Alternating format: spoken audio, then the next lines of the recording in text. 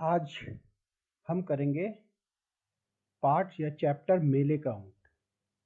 मेले का ऊँट एक निबंध शैली में लिखा गया पत्र है और इसके रचयिता हैं श्री बाल मुकुंद गुप्त जी, जिनका जन्म रोहतक हरियाणा जिले के गुड़ियानी नामक ग्राम में सन 1865 में हुआ था। और इन्होंने निबंध लेखन की एक नई शैली का आविष्कार किया जिसे चिट्ठा कहा करते थे। और चिट्ठा पाठकों के मन में राष्ट्रीयता यानी देशभक्ति, देश के प्रति लगाव के भावों को जगाने का कार्य करता था। तो जो आज हम मेले का ऊँट पाठ करने जा रहे हैं, ये भी कुछ ऐसा ही है। इसमें एक ऊँट के माध्यम से, और कहें तो एक मेले में जो ऊँट आया उसके माध्यम से जो लेखक हैं, इन्होंने पुरानी सभ्यता को जो लोग भूल जाते हैं, जो अपनी जड़ों से दूर पहुंच जाते हैं, आधुनिक चकाचौंध से प्रेरित होकर उन पर एक व्यंग्य किया है, उन पर एक कटाक्ष किया है। तो हम शुरू कर रहे हैं आज नया चैप्टर मेले का ऊँट। तो मेले का ऊँट जो ये निबंध है, इसमें जो हमारे लेखक हैं, ये एक पत्रिका के लिए अक्सर कुछ लेख भेजा करते थे। तो पत्रिका का नाम है यहाँ पे भारत मित्र। तो उन्हीं के जो संपादक हैं, जो एडिटर हैं, उनको लेखक एक पत्र लिख रहे हैं। असल में हुआ क्या है, मैं थोड़ा भूमिका आपको बता देता हूँ। ये कलकत्ता का जिक्र है इसमें। तो कलकत्ता में एक मेला लगा है, ठीक है। तो एक मेला लगा है, तो जो वो पत्रिका है, जो समाचार पत्र है, ये 1901 में लिखा गया है ये पत्र। तो उस समय की स्थिति आप सोच सकते हैं, अंग्रेजों के अधीन था हमारा देश, अंग्रेजों के हम गुलाम थे। तो जो लेखक हैं, तो वो संपादक को, जो भारत मित्र पत्र है, समाचार पत्र है, उनके संपादक को एक उन्होंने पत्र लिखा है। और असल में उस समाचार पत्र में इस मेले के बारे में लेख छपा है।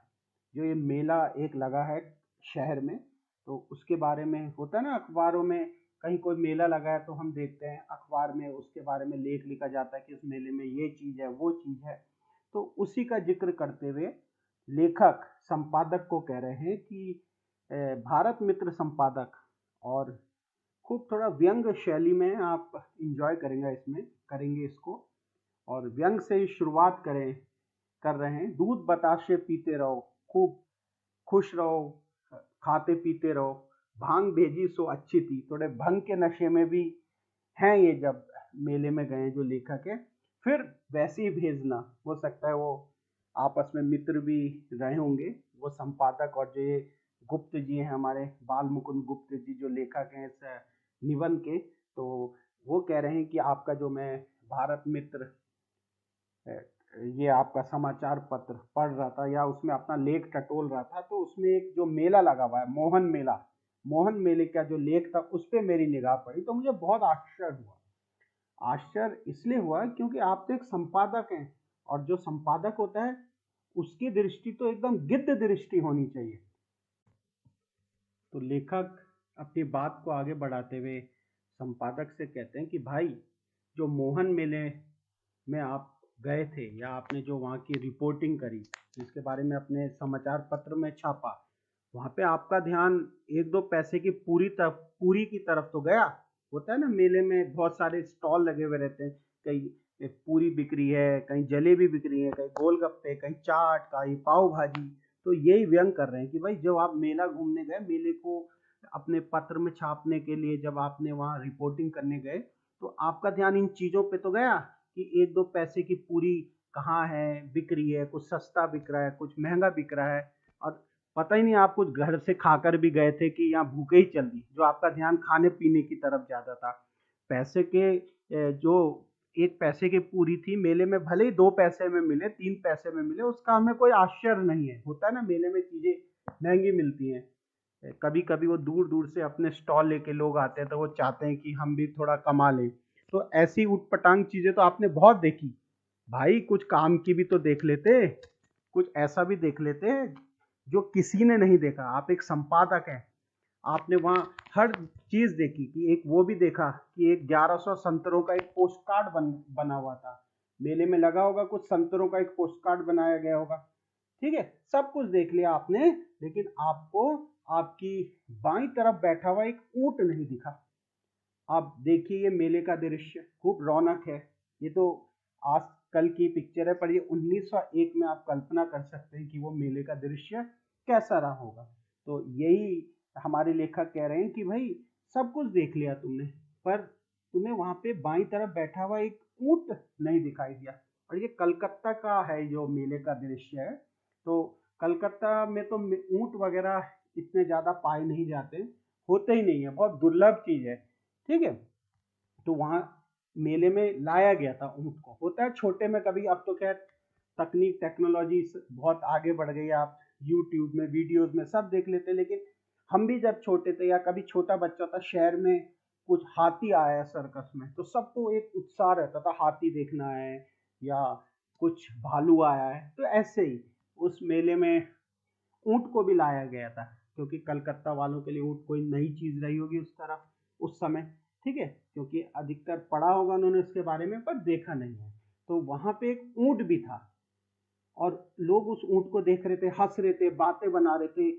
ठीक है, और ये क्या है असल में, जो लेखक है, अभी ये पढ़ते खुलेंगे इस कहानी की, लेखक ऊंट के माध्यम से ये कहना चाह रहे हैं कि हम अपनी संस्कृति से कितना दूर होते जा रहे हैं, अपनी जड़ों से कितना दूर होते जा रहे हैं। और सच्ची बात है बेटा, कुछ समय बाद तो हमारे जो छोटे बच्चे बड़े होंगे शहरों में जो रह रहे हैं, मैं गाँव की बात नहीं कर रहा हूँ, जो शहरों में रह रहे हैं, वो तो गाय का दूध रोज पी रहे हैं, पर कभी वो कहेंगे अपने मम्मी पापा से, मम्मी पापा हमें गाय देखनी है, गाय दिखा दीजिए। भैंस तो कितने वो बच्चों ने देखी नहीं होगी। ठीक है, तो यही हम खूब चांद में पहुंच गए, हम अंतरिक्ष में पहुंच गए, लेकिन अपनी जो धरती है, जो अपना जड़ है, हमारे संस्कार है, उनसे दूर होते जा रहे हैं। ये यहाँ पे लेखक बताना चाह रहे हैं। मॉल कल्चर आ गया है, तो ऐसे मेले तो अब शहरों में खत्म ही हो गए कि खूब स्टॉल लगे हुए हैं, झूले लगे हुए हैं। तो हम आगे बढ़ते हैं। तो यहीं पे लेखक कह रहे हैं कि वहां एक ऊंट भी था, आपने उसे नहीं देखा, और सारे लोग बड़े आश्चर्य से उस ऊंट को देख रहे थे। कुछ कह रहे थे भाई कलकत्ते में ऊंट नहीं होता, इसीलिए मोहन मेले वालों ने इस विचित्र जानवर का हमें दर्शन कराया है। और कुछ बहुत सी शौकीन बीबियां व्यंग किया हुआ है, खूब आधुनिक सी, टिप टॉप। ठीक है, वो आ रखी थी वहां पे, खूब बाबू लोग सूट बूट पहन के ऊंट का दर्शन कर रहे थे, और खूब मुस्कुरा रहे थे, उनके दांत निकल रहे थे। ठीक है, चमक रहे थे। और वहां अब कहानी का असली मजा आएगा, वहां कुछ मारवाड़ी बाबू भी आ गए। अब मारवाड़ी बाबू का मतलब, ये राजस्थान में मारवाड़ जो जगह है, राजस्थान के खून में ही ऊंट था। एक जमाने में कहा भी जाता था ना, शिप ऑफ डेजर्ट, रेगिस्तान का जो जहाज है वो ऊंट था। बिना ऊंट के राजस्थान की हम कल्पना भी नहीं कर सकते हैं। तो वहां के कुछ मारवाड़ के जो राजस्थान के लोग हैं, वो भी वो जो कलकत्ता में बस गए थे, जिनके पूर्वज सालों पहले, अब वो भूल गए अपने राजस्थान को, अपनी मिट्टी को भूल गए, अपनी रेत को भूल गए, अपने ऊंटों को भूल गए। कुछ बड़े बड़े मारवाड़ी बाबू भी बन ठन के वहां गए, और झुक झुक कर जो एक काठ, काठ मतलब लकड़ी, इसके अंत में मैं आपको शब्दार्थ भी, शब्दों, कठिन शब्दों के अर्थ भी मैं आपके साथ शेयर करूंगा। ठीक है, तो अभी क्या किया, जो मारवाड़ी लोग थे, जो राजस्थान के लोग थे, जिनका ऊंट के साथ वर्षों का नाता रहा है, वो भी वहां बड़े आश्चर्य से ऊंट की तरफ देखने लग गए। एक ने कहा उटड़ो है, दूसरा बोला उटड़ो कठे तो आयो। ये मारवाड़ी भाषा में बात करें, भाई ऊंट है, दूसरे को आश्चर्य, ऊंट कहां से आ गया। और ऊंट भी ये सारा वार्तालाप देख रहा था। ठीक है, तो फोटो को फड़फड़ाते हुए उसने अब थूतनी फटकारा दी। ये व्यंग है ना, और जो लेखक है वो कह रहे हैं मैं भांग के नशे में हूं, मेरे को तो पता ही नहीं, बस मैं कल्पना कर रहा हूँ ये हो रहा है। तो ऊंट ने भी उन लोगों को देखा। तो फिर जो लेखक है वो भंग की तरंग मतलब भंग के नशे में, उन्होंने भी सोचा, वो भी ये दृश्य को देख रहे थे कि जरूर ही जो ये ऊंट है, ये ऊंट है, वो कुछ मारवाड़ी बाबुओं से कुछ कहना चाह रहा है। अब क्या कहना चाह रहा है, बहुत मजेदार चर्चा यहाँ होगी। ठीक है, तो क्या कह रहा है वो अब हम आगे जिक्र करते हैं। तो फिर भंग के नशे में उसने सोचा कि भाई ये क्या कह रहा होगा, देखे तो उनकी भाषा मेरी समझ में तो आएगी नहीं। ठीक है, क्या उसकी भाषा मेरी समझ में ना आएगी, मारवाड़ियों की भाषा मैं समझ लेता हूँ, क्या मारवाड़ के ऊंट की बोली समझ में ना आएगी। इतने में ही कुछ तरंग अधिक हुई। ठीक है, ये तो सब जो लेखक है वो सोच रहे हैं यार मैं भी इनका वार्तालाप सुनना चाहता हूँ, लेकिन क्या मैं समझ पाऊंगा? मारवाड़ियों की भाषा तो मैं समझ लेता हूँ, लेकिन क्या ऊँट की भाषा समझ पाऊंगा? इतने में कुछ नशा और हुआ, कुछ तरंग और हुई, तो ऊँट की बोली साफ साफ समझ में आने लगी। ठीक है, तो ऊँट ने उन मारवाड़ी जो बाबू हैं उन लोगों से कहा, ठीक है, ऊँट ने जो उन लोगों से कहा वो क्या था, आइए ये हम समझने का प्रयत्न कर रहे हैं।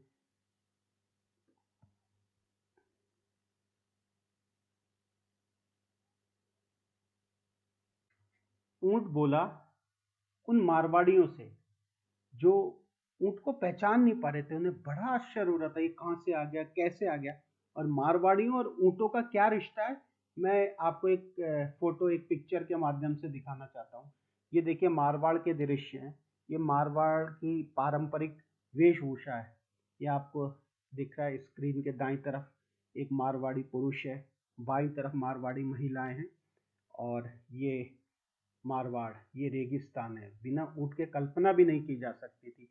ऊँट उनकी दिनचर्या का, उनके जीवन का एक अभिन्न अंग था, लेकिन आज शहर में आके, कलकत्ता में आके वो मारवाड़ी जो अब बहुत बड़े बड़े आदमी, बहुत पैसे वाले बन चुके हैं, उनकी पुरानी पीढ़ियां वहाँ ही होंगी, तो अब वो ऊँट को जान ही नहीं रहे, पहचान ही नहीं रहे।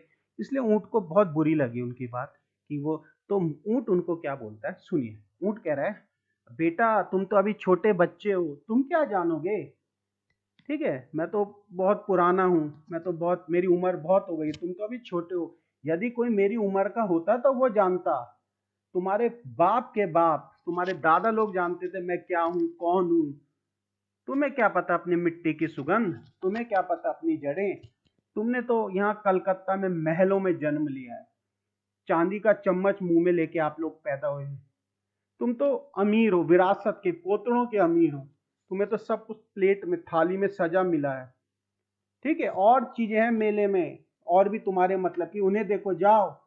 हाँ, लेकिन अगर कुछ फुर्सत है, सुनना ही चाहते हो तो सुनो, मैं सुनाता हूं तुम्हें। आज आज तुम जो ये बाहर विलायती फिट इन, पुरानी जो ये कार होती हैं विलायती फिट इन, उस समय ये कारें चलती थी, इसमें बैठ के जो ये टमटम, घोड़े, घोड़ा गाड़ियों में बैठकर तुम यहाँ आए हो ना, और जो बड़े बड़े बातें कर रहे हो, सूट बूट पहन के, टाई लगा के, और जो बाहर मेले के बाहर पार्किंग में तुमने लंबी मीलों तक जो अपनी गाड़ियां छोड़ आए हो, तुम उन पे चढ़कर नहीं आए थे, उन गाड़ियों पर, उन टमटमों पर, उन विलायती गाड़ियों में बैठ के तुम मारवाड़ राजस्थान से कलकत्ते नहीं पहुंचे थे। समझ गए?